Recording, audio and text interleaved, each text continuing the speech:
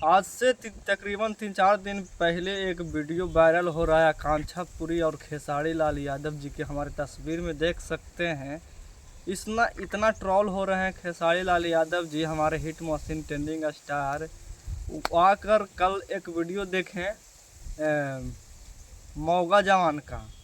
मौगा जवान का आप लोग जान ही रहे हैं, गौतम सिंह राजपूत के बारे में बता रहे हैं। एक बार सुन लीजिए रहा है ये लंपट ही जानता होगा और इससे बढ़िया कोई छिनरई पर कर ही नहीं। इसको इस वीडियो से यह लग रहा है कि खेसारी लाल यादव जी डिप्सिन मांग रहे हैं तो विरोध कर रहा है और बहुत सा बात बोला है, क्योंकि इसको व्यूज नहीं जाता है तो खेसारी लाल यादव जी का कोई ऐसा कंसेप्ट चुराता है कि हमारे चैनल पे व्यूज आए।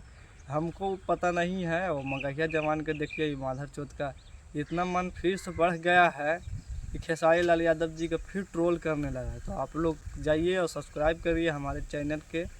धन्यवाद वीडियो देखने के लिए।